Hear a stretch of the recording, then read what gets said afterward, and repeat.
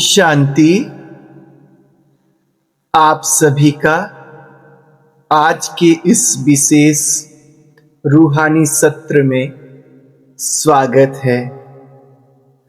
आज के इस सत्र में हम सब उस गुप्त चाबी की खोज करेंगे जो हमारे जीवन की दिशा और दशा को पूरी तरह बदल सकती है।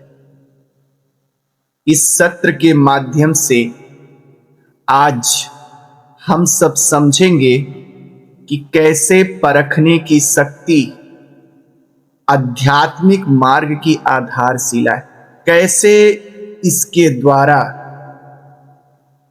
हम स्वयं को परख सकते हैं, परमात्मा को परख सकते हैं और अन्य आत्माओं को परख कर संस्कार मिलन मना सकते हैं। परखने की शक्ति का महत्व क्या है, वो आज की इस अव्यक्त मुरली में समझाया गया है। आज हम सब 8 जून 1973 की अव्यक्त वाणी पढ़ेंगे, जिसका शीर्षक है सर्वश्रेष्ठ शक्ति परखने की शक्ति।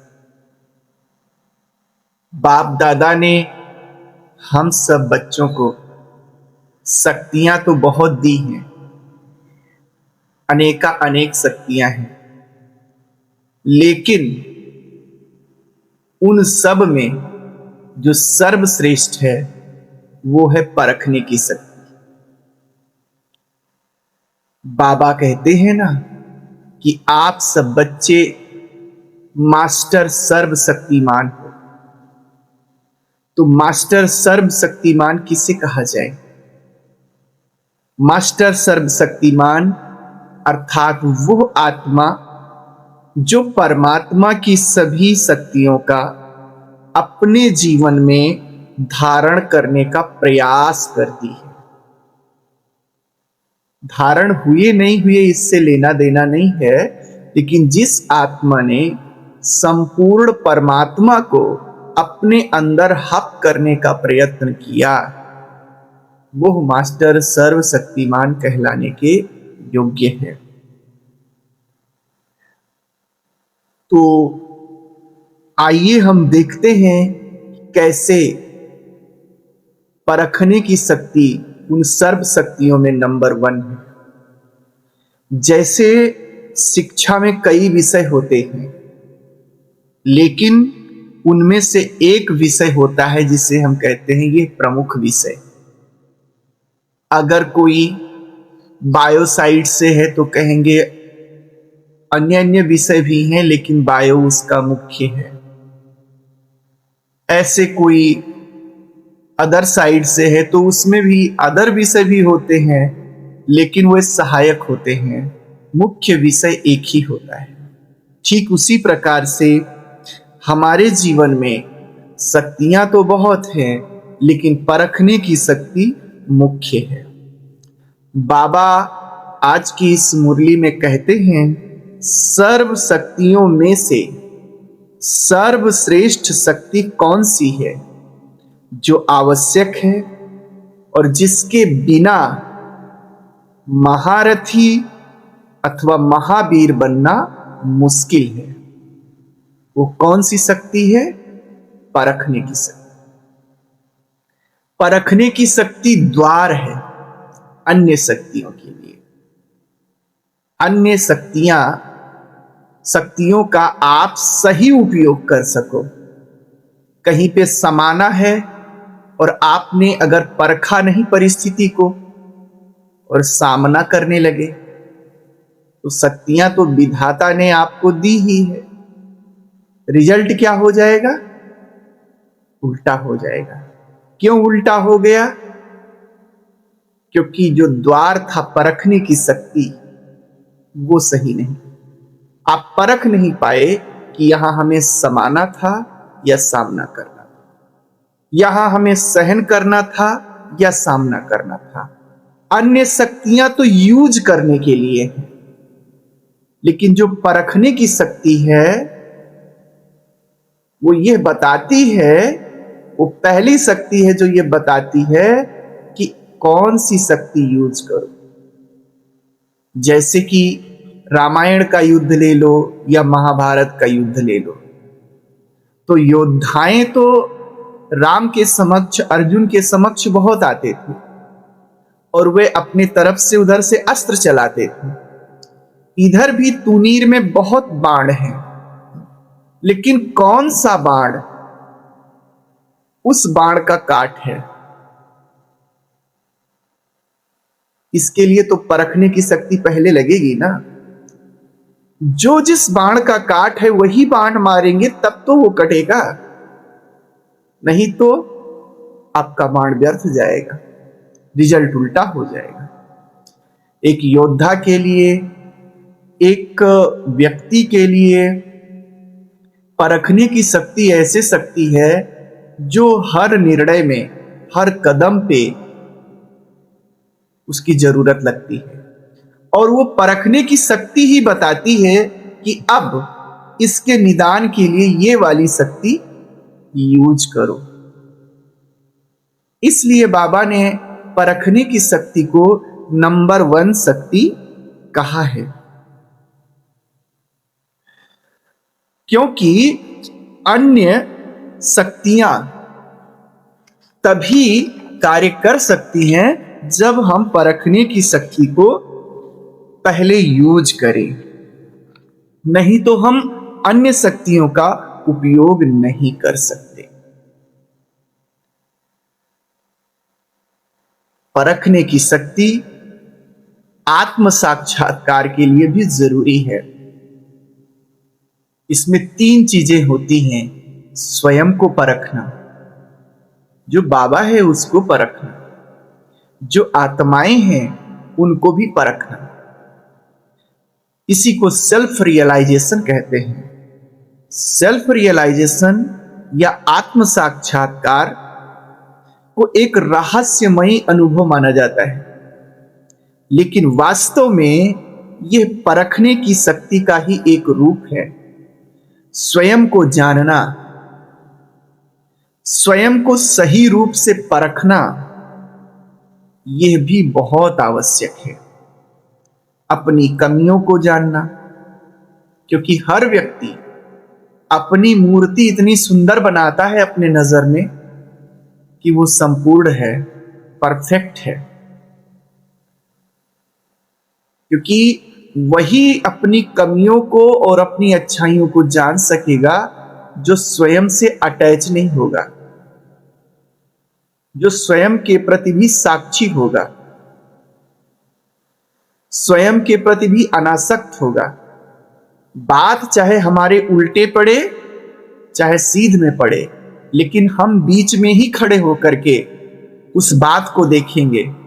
जो जिसके अंदर इतना सामर्थ्य होगा, इतनी हिम्मत होगी, वही स्वयं को भी अच्छे तरीके से परख सकता है और स्वयं की कमियों को भी स्वीकार कर सकता है। नहीं तो ज्यादातर जो संसार के लोग हैं वे स्वयं से अटैच ही होते हैं, और अटैच होने के कारण अपनी कमियों को न देख करके अपनी मूर्ति बहुत सुंदर गढ़ लेते हैं।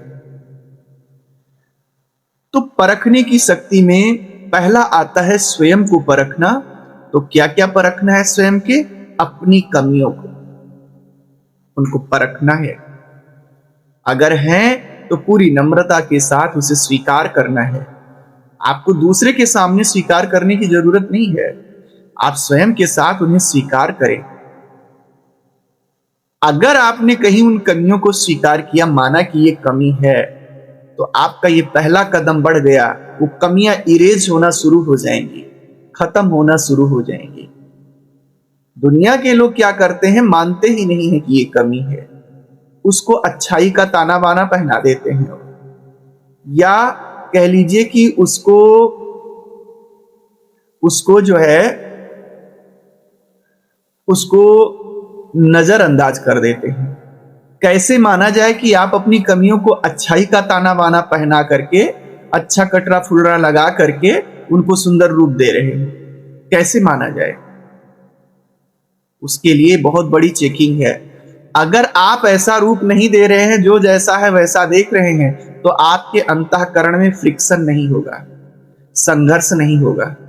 लेकिन अगर आप ताना बाना दे रहे हैं और अगर आपके अंतःकरण में संघर्ष चालू हो रहा है, क्योंकि अब ताना बाना आपने दिया है तो आपको लगेगा कि ताना बाना है, तो अंदर से वो हमेशा एक प्रकार से विवाद चलता रहेगा, फ्रिक्शन चलता रहेगा।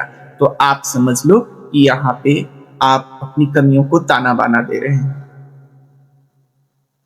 इसलिए अपनी कमियों को पहला काम है स्वीकार करें। अगर फ्रिक्शन चल रहा है तो फिर से चेक करें, कहीं हमने इनको जो है ताना बाना करके सुंदर तो नहीं बना दिया है, कहीं हमसे कुछ छूट तो नहीं रहा है। अगर आपने ताना बाना नहीं दिया है तो फिर क्या होगा?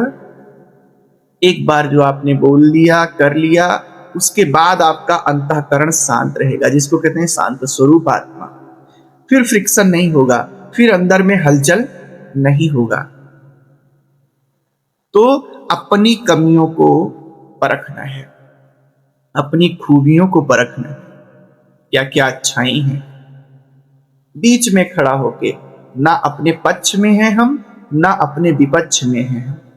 परखने का मतलब हम बीच में खड़े होके, साक्षी होकर के हम जो है देख रहे हैं कमियां क्या है हमारी, खूबियां क्या हैं। जो खूबियां हैं उनको भी स्वीकार करें खुशों में, और उनको और संवर्धित करें। अपने वास्तविक स्वरूप को पहचानना, मैं देह हूं या आत्मा हूं। आत्मा हूं तो कौन सी आत्मा हूं? प्रजा क्वालिटी की हूं, साहूकार की हूं, राजा हूं, दास दासी हूं? कौन सी आत्मा हूं? उसको भी स्वीकार करें। दास दासी वाले हैं तो उसको भी स्वीकार करें, उसको ताना बाना ना बोले, स्वीकार करें। क्योंकि जब स्वीकार करोगे तो दास दासी कोई बनना नहीं चाहता, उसी दिन से आपका पुरुषार्थ बढ़ जाएगा कि अभी तो हम रियल में दास दासी वाला पुरुषार्थ है, अभी तो मेहनत करें। उसी दिन से आपके अंदर चेंजिंग आने लगेंगे, स्वभाव संस्कार आपका बदलने लगेगा। इसलिए आप जो हो, जैसे हो, स्वयं से मत छिपाओ। शांत स्वरूप बनने का, मैं आत्मा शांत हूं, ये शांति तभी आएगी जब आप अपना मूल्यांकन बीच में आकर के करेंगे। और ज्ञान में चलते चलते मुझे तो इतना अनुभव हुआ, स्वयं से न छिपाओ और दूसरों से भी न छिपाओ। क्योंकि जितना प्रामाणिक आप रहेंगे अंतःकरण और बाह्यकरण से, उतने आपके जीवन में शांति होगी। जितना आप में बनावट होगी, उतना ही जीवन में अशांति होगी। तो इसलिए वास्तविक स्वरूप को भी पहचानना। दूसरा परखने की शक्ति आती है परमात्मा को परखना। परमात्मा को भी परखना है। आपके इस संस्थान में बहुत से लोग जुड़ते हैं और चले जाते हैं, उसका कारण क्या है? उन्होंने परखा नहीं। सब कह रहे थे बाबा आया, हम भी कह रहे हैं बाबा आया, ठीक है ना? परखा ना हो, उन्होंने बहुमत देखा, जैसा बहुमत वैसा, और फिर चलते चलते, चूंकि ना तब परखे थे ना अब परखे, और फिर चले गए। इसलिए परमात्मा को परखना, जब तक हम परमात्मा के कर्तव्य और उनकी पहचान को नहीं परखते, तब तक हम उनके समीप नहीं जा सकते। परमात्मा कौन है, क्या है, कैसा है, वो आके कौन सा कर्तव्य करा रहे हैं या ऐसे ही बोल रहे हैं लोग। और जब ये सारी चीजें हम परखेंगे, नहीं समझ में आ रहा है तो आप दूर हो जाइए संस्थान से, उसी में आपका फायदा है, उसी में आप खुश रहेंगे। समझ में आ रहा है तो पूरे मन से कार्य करिए, परमात्मा के कर्तव्य में फिर सहयोगी बनिए, उसी में फिर शांति है। अगर आपको ये समझ में नहीं आ रहा है और फिर आप चल रहे हैं तो फिर क्या होगा? अंतःकरण आपका सपोर्ट नहीं करेगा और आप अंदर अंतर्द्वंद में रहेंगे, ना तो आप इधर के बन पाएंगे ना उधर के बन पाएंगे। इसलिए परमात्मा के कर्तव्य को, परमात्मा को पहचानना बहुत आवश्यक है। बाबा इस मुरली में कहते हैं, सेल्फ रियलाइजेशन करना भी परखने की शक्ति है। सेल्फ रियलाइजेशन का अर्थ ही है अपने आप को परखना, जानना। लोग सेल्फ रियलाइजेशन का मतलब समझते हैं कि हम योग में बैठेंगे, बस आत्मा ज्योति के रूप में दिखने लगेगी। दिखने से क्या फायदा? दिख भी जाए तो क्या फायदा? आत्मा समझ में आ जाए, अच्छाई क्या है मेरी, बुराई क्या है, मैं कौन हूं, ये फील होना, इसका स्पष्ट समझ होना ही दिखना है। बुद्धि के नेत्र से दिखना है। इन आंखों से दिखने का कोई मतलब नहीं होता। तो ऐसे पहले बाप को परखेंगे तब जानेंगे। पहले बाबा को भी परखना है, फिर जानेंगे और फिर पहचान सकेंगे। और अगर आपने कहीं जान लिया, पहचान लिया, तो आप अपने आप को शाबाशी दो, अपने बुद्धि को शाबाशी दो कि थैंक है, कम से कम इतना ज्ञान तो आया, कम से कम इतनी तो बुद्धि आई कि हम अपने बाप को पहचान सके, उसको हम जान सके। आप इसके लिए स्वयं को शाबाशी दो। जब पहचानेंगे तब बाप के समीप व समान बन सकेंगे। इसलिए जरूरी है, वर्तमान का युग जो चल रहा है इस समय का, वो सूचना और भ्रम का युग है। एक ही बात पर इतनी सूचनाएं हैं, इतने वीडियोज हैं, परखने की शक्ति पे ही ढूंढो, बहुत वीडियो मिल जाएंगे। इतने वीडियोज हैं, इतने ऑडियोज हैं, इतने लेख हैं कि व्यक्ति को भ्रम पैदा हो गया है। परमात्मा कौन है इस पे खोजो, बहुत मिल जाएगा। आत्मा का है उस पे मिल जाएगा। हर चीज पे इतना ज्ञान है, बात ना पूछो। और जब ज्ञान बहुत हो जाता है तब उत्पन्न होता है भ्रम, ये सही या वो सही। तो ये युग ही चल रहा है सूचना का और भ्रम का। और ऐसे युग में हमारी परखने की शक्ति का शार्प होना बहुत आवश्यक है, क्योंकि उन ढेर सूचनाओं में से हमें वाजिब सूचना अपने लिए चुनना है। उन ढेरों ज्ञान में से जो प्रामाणिक है वो अपना चुनना है। और अगर हमारी परखने की शक्ति श्रेष्ठ नहीं है तो हम सही बात को चुन नहीं पाएंगे। आज के इस संसार में 60% ऐसे लोग हैं जो नहीं चुन पाते। जब आप सही बात को नहीं चुन पाएंगे, चुनना माना निर्णय लेना, निर्णय नहीं ले पाएंगे तो जीवन दुखी रहेगा, परेशान रहेगा। और इसी के कारण से संसार में दुख तकलीफ बढ़ता जा रहा है। क्यों? परख नहीं होने के कारण, चुनाव नहीं हो पाता, चुनाव नहीं होने के कारण फिर जीवन नरक बन जाता है। तो इसलिए परखने की शक्ति बहुत आवश्यक है। इसको आप पुरुषार्थ के द्वारा, महीनता के द्वारा आगे बढ़ाएं। परखने की शक्ति का महत्व पहले से कहीं अधिक बढ़ गया है, क्योंकि पहले इतने ज्ञान के भंडार नहीं थे। तो उसमें किसी एक ने जो सुनाया उसको स्वीकार कर लेते थे लोग, और सुनाने वाले भी प्रामाणिक होते थे। ये नहीं कि अपने को वाक्पटु दिखाने के लिए सुना रहे हों, विश्व कल्याण हो जाए, अमुक आत्मा का कल्याण हो जाए, इसलिए वो सुनाते थे। तो उस समय कल्याण हो जाता था। आज तो इतनी है बात ना पूछो। इसलिए आज के डेट में, वर्तमान युग में इसकी कदम कदम पर आवश्यकता है। सत्य और असत्य के बीच चुनाव करना है, आपको निर्णय लेना है। और ये तभी ले पाएंगे जब परखने की शक्ति होगी। आज के समय में क्या सही है, क्या गलत है, इसका निर्णय केवल वही आत्मा कर सकता है जिसके पास परखने की शक्ति हो। मिलते जुलते ऐसे सारे स्टेटमेंट्स होंगे, ऐसी सारी बातें होंगी, लगेगा कौन सत्य है। इसी को माया कहते हैं। माया प्रूफ बनना अर्थात परखने की शक्ति। ऐसा नहीं कि हम बाबा के बच्चे बन गए, ज्ञान मार्गी हो गए तो माया प्रूफ हो गए। जब तक भ्रम है, बहुत सी चीजों में से आपको एक चीज ही सत्य है और चुनना है, और जब तक ये चुनने में आपको कठिनाई है तब तक समझो कि आप माया प्रूफ नहीं बने। कर्तव्य की पहचान करना है। आज के डेट में किसी को लगता है कि हम ट्रस्ट खोल दें, वो हमारा कर्तव्य अच्छा है। किसी को लगता है नौकरी करें, वो अच्छा है। सब लोग अपने आप को श्रेष्ठ समझ रहे हैं और सब लोग अपने अपने तरीके से विश्व कल्याण करना चाहते हैं, लेकिन परमात्मा का कर्तव्य क्या चल रहा है इसकी पहचान करना। और इस समय मेरी भूमिका क्या होनी चाहिए।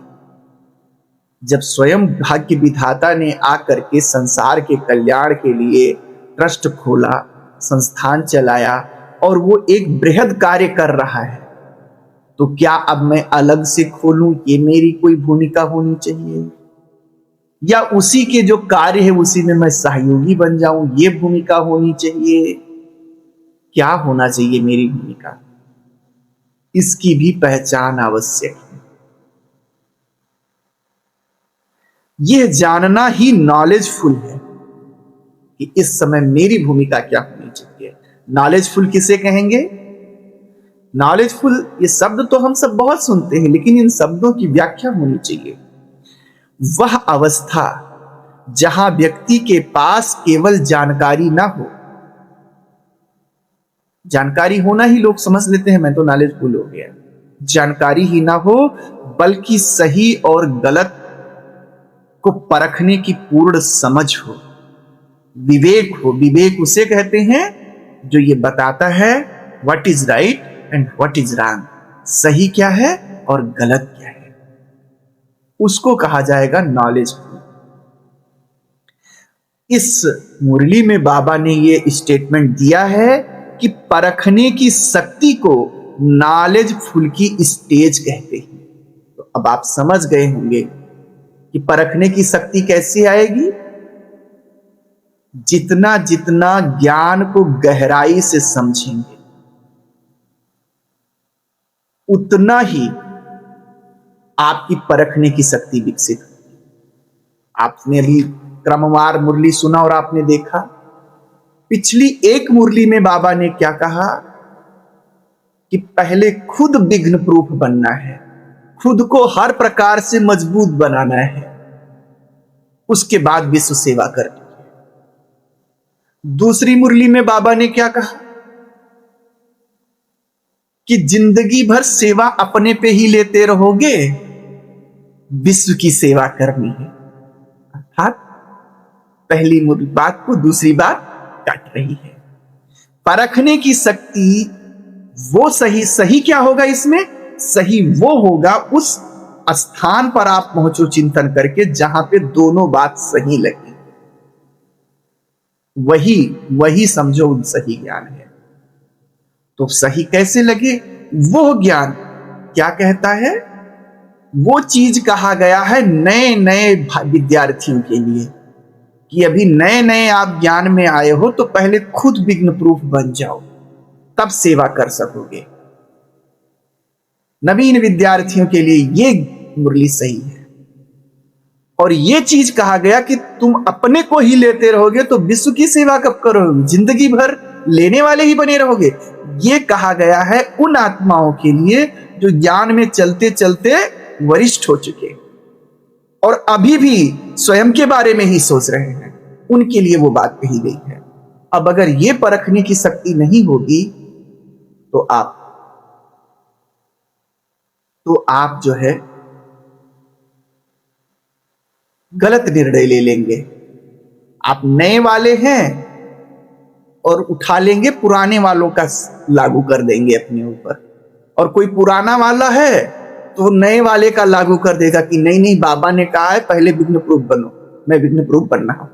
बूढ़े हो जाओ तहां तक, ज्ञान में बूढ़े हो जाओ तहां तक विघ्न प्रूफ बन रहे हो तो सेवा कब करोगे?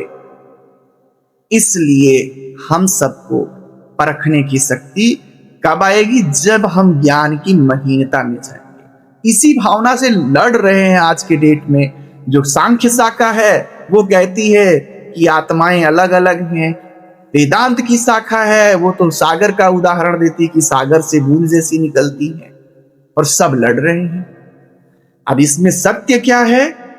अगर आप रियल में नॉलेजफुल हैं तो चिंतन के द्वारा उस ऊंचाई पे पहुंचो जहां दोनों बात सही ठहर रही हो, दोनों बात स्पष्ट दिख रही हो, तब उसको कहा जाएगा ये सत्य है। और तब आपके जीवन में क्या आ जाएगी? शांति। नहीं तो सांख्य वाला वेदांत वाले को गलत कहेगा, अर्थात अंदर से अशांति है, और वेदांत वाला सांख्य वाले को जो है गलत कहेगा। आज के डेट में यही कारण है कि सत्य की समझ ना हो पाने के कारण, नॉलेजफुल ना हो पाने के कारण, परखने की शक्ति ना होने के कारण जितने भी अध्यात्मवादी लोग हैं वे क्या कर रहे हैं? खुद फ्रस्ट्रेट हैं, एक दूसरे से लड़ाई कर रहे हैं। वे उनकी संस्था को गलत कह रहे हैं, वे उनकी संस्था को गलत कह रहे हैं, वे उस धर्म को गलत कह रहे हैं, वे उस धर्म को गलत कह रहे हैं। ये स्थिति आज पैदा हो गई है क्योंकि कोई भी नॉलेजफुल नहीं बन रहा है। तो परखने की शक्ति को ही नॉलेजफुल स्टेज कहा जाता है। अगर परखने की शक्ति नहीं आई, वो गहराई नहीं आई, तो फिर आप सूचनाओं के कितने भी संग्रह क्यों ना हो, आपको नॉलेजफुल नहीं कहा जाएगा। रूहानी खेल और संस्कारों का मिलन, आज इस बात पर बाबा हम सबकी दृष्टि खिंचवा रहे हैं। आध्यात्मिक यात्रा केवल व्यक्तिगत यात्रा नहीं है, सामूहिक भी है। जब कोई सन्यासी बनता है तो घर से अकेले ही चलता है, लेकिन फिर वो कहीं ना कहीं किसी अखाड़े का हिस्सा बन जाता है, और अखाड़े में क्या होते हैं? समूह। तो व्यक्तिगत भी है और सामूहिक भी है। जब हम समान उद्देश्य वाले लोगों के साथ रूहानी खेल खेलते हैं तो आत्माओं के बीच समीपता आती है। दुनिया में खेल जिस्मानी होता है, यहां पे कौन सा खेल खेलना है? रूहानी खेल खेलना है। उद्देश्य सबका समान है, तो रूहानी खेल खेलेंगे तो आत्माओं के बीच में समीपता आती है। स्थूल खेलों में हम दोस्त बनते हैं, क्रिकेट खेल रहे हैं तो खेलते खेलते धीरे धीरे दोस्त बनते हैं, लेकिन रूहानी खेल में आत्माओं के संस्कार और स्वभावों का मेल होता है। जितना हम एक दूसरे के करीब आएंगे, एक दूसरे को परखेंगे, एक दूसरे को जानेंगे, उतना हमारा संस्कारों का मेल होगा। जब तक आत्माओं के संस्कारों में सामंजस्य नहीं आता, संस्कार सबके एक जैसे नहीं हो सकते। बाबा ने कहा एक न मिले दूसरे से, तो हमें क्या करना है? सामंजस्य बिठाना है। जब तक संस्कारों में सामंजस्य नहीं हो सकता, तब तक वे एक सूत्र में नहीं बन सकते। एक सूत्र में बंधने के लिए सामंजस्य बिठाना है, अर्थात एडजस्ट करना है। माला का प्रतीक क्या है? आज बड़ा सुंदर रहस्य बता रहे हैं बाबा माला के बारे में, कि भक्ति मार्ग में जिस माला का सिमरण किया जाता है वह वास्तव में उन आत्माओं की निशानी है जिन्होंने परखने की शक्ति के आधार पर एक दूसरे के समीप आकर संस्कारों को मिला दिया है। माला में मड़के कैसे होते हैं? एक दूसरे से मिल जाते। दूर दूर मड़के हो तो अच्छा नहीं लगता, जब एक दूसरे से मिल जाते हैं तो वो ये आत्माओं का प्रतीक है कि संस्कारों को परखने की शक्ति के आधार पर एक दूसरे के संस्कारों को एडजस्ट करते हुए, सामंजस्य बिठाते हुए एक दूसरे को मिला दिया है, तो उसको कहते हैं माला। माला मेल का प्रतीक है। बाबा इस मुरली में कहते हैं सभी बातों में जब अंत में एक दूसरे के समीप हो जाते हो, सभी बातों में, एक आध बात में नहीं, जब एक दूसरे के समीप हो जाते हो, मेल हो जाता है, तब दाने से दाना मिल जाता है। यह मेल की निशानी ही माला है। आध्यात्मिकता हमको ऐसे चाहे जैसे संस्कार हो, हमें आपस में मेल करना सिखाती है। आइए अब हम देखते हैं कि इस ज्ञान को अपने व्यवहारिक जीवन में कैसे लागू करें। तो कैसे लागू करें? पहला काम है, कोई भी निर्णय लेने से पहले निरीक्षण करें, जांचें और पड़तालें अर्थात परखें।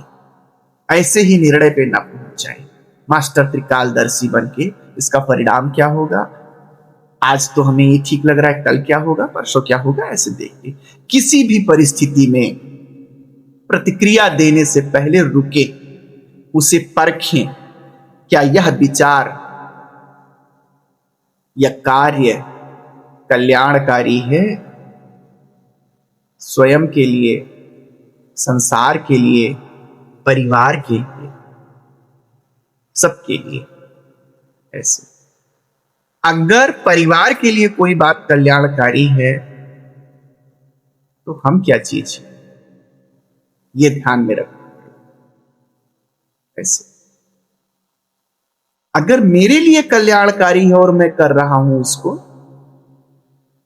परिवार और संसार के लिए वो कल्याणकारी नहीं है, लेकिन मेरे को अच्छा लग रहा है, मैं कर रहा हूं, तो इसको स्वार्थ कहा जाएगा।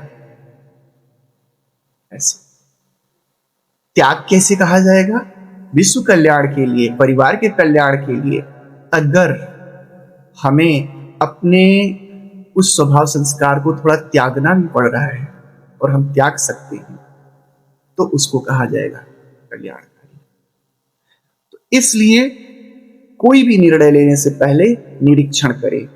दूसरा, बाप के कर्तव्य को पहचानें। हर समय सजग रहें कि वर्तमान में परमात्मा किस प्रकार का कार्य करा रहा है, कैसा कार्य करा रहा है, उसमें आपका क्या सहयोग है। भगवान किस प्रकार का कार्य करा रहा है और उसमें आपका सहयोग क्या है, क्या कर रहे हैं आप। ऐसे तीसरा, संस्कारों में लचीलापन लाएं। यदि हमें माला का दाना बनना है तो हमें अपने संस्कारों को दूसरे के साथ मेल खिलाने के योग्य बनाना होगा। लचीली चीज मुड़ जाती है, झुक जाती है। ऐसे इसलिए ईर्ष्या द्वेष के बजाय रूहानी खेल की भावना रखी। खेल में क्या होता है? कहते हैं खेल में ईर्ष्या द्वेष नहीं होता। खेल की भावना से जीते तो भी एक दूसरे से हाथ मिलाएंगे, नमस्कार करेंगे, फिर चलेंगे। क्रिकेट में आप सब देखते होंगे। और अगर हारे तो भी हाथ मिलाएंगे, एक दूसरे से नमस्कार करेंगे। अगर नहीं मिलाए तो इसका मतलब उनको हार का दुख हुआ, ईर्ष्या द्वेष हुआ, इसलिए वो अलग हो गया। ऐसे ही हार के तलमला के चला गया, है ना। तो जैसे वो जिस्मानी खेल होता है, ऐसे ये रूहानी खेल होता है। ऐसे अपने इस ज्ञान को हमें व्यवहारिक जीवन में लागू करना है। याद रखिए, हम सब अध्यात्म पथ के राही हैं। आध्यात्मिक पथ पर आपकी प्रगति इस बात पर निर्भर नहीं करती है कि आप कितना जानते हैं, बल्कि इस बात पर निर्भर करती है कि आप कितना परख सकते। जानने के लिए तो हर एक व्यक्ति को रामायण भागवत बहुत रटा हुआ है। परखने की शक्ति वह दिव्य नेत्र है जो आपको अंधकार में भी सही मार्ग दिखा सकता है। यदि आप स्वयं को परखना सीख लेते हैं तो आप परमात्मा के समान बन सकते हैं। यदि आप दूसरे के संस्कारों को परख कर उनके साथ तालमेल बिठाना सीख लेते हैं तो आप उस दिव्य माला के अनमोल दाने बन सकते हैं, जिसकी पूजा युगों युगों तक होती है। अपने परखने की शक्ति को जागृत करें, नॉलेजफुल बने, मास्टर सर्वशक्तिमान की स्मृति में रहकर हर कर्म को श्रेष्ठ बनाएं। अच्छा, ओम शांति।